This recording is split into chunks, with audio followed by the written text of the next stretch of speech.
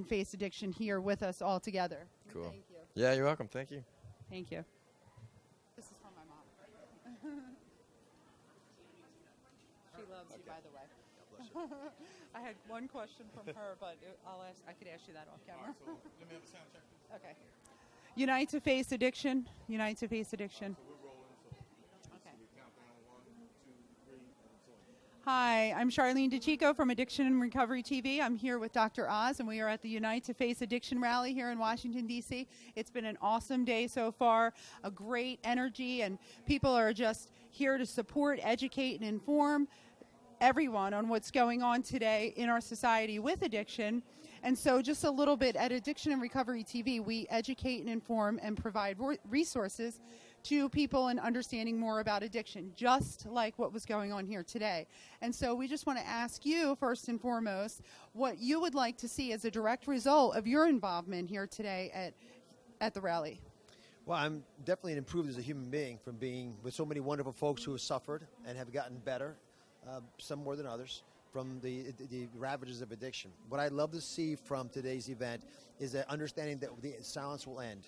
Yes. No longer should folks who have suffered through addiction, whether they're currently in the throes of it or whether they've recovered, hide the reality of what they've been through. First of all, it's the only way we're going to be able to transparently in our society rip off the scab and allow badness to flow away so we can actually heal as a country. But also we're losing 20 plus million people as allies, folks who've been addicted and are in recovery and can attest truthfully that recovery is real, because most of the folks who are still addicts don't think it is. And that's true for mental illness too.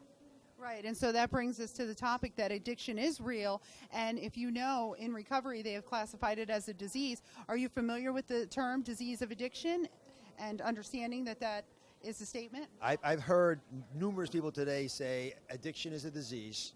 You need to treat it like a disease, which means you need professional help, but you got to also rally around folks and stop picking on them, because of course if they could do it, they would. And their minds don't want them to get better.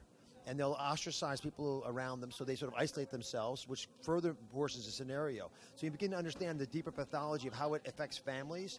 Of course, 1 in 3 families is influenced in some way by this. You begin to appreciate that we've got a global scale problem on our hands. Awesome. That's a great answer. And just from a medical standpoint, I wanted to ask you that with doctors today and medications, and people sometimes can abuse them, do you think that doctors should be more, become more aware, and maybe even receive special training just to understand what's going on with addiction? And So I'm going to Capitol Hill tomorrow, talk to a bunch of wonderful folks who want to hear me, senators, congressmen, and to be testifying on Tuesday about this as well. Less than 5% of doctors in medical school are given insights into drugs and narcotics in particular, and they're safe to special. So how could we know about them? I never got formal training in it. Yet as a heart surgeon, I do give people narcotics in order to deal with their pain.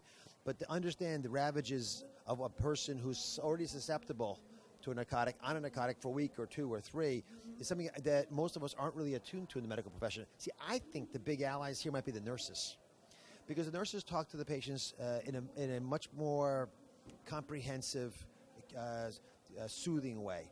And so instead of just giving the answers, they'll sit there and say, listen, these drugs are good for your problem, your back pain, but just you should know that these are some potential pitfalls, and here's how you're going to store them, here's how you're going to dispense them, here's how you get rid of them, because you don't want to stick them around your house because God forbid your kids get into it. Things that we actually don't even bring up as a conversation point.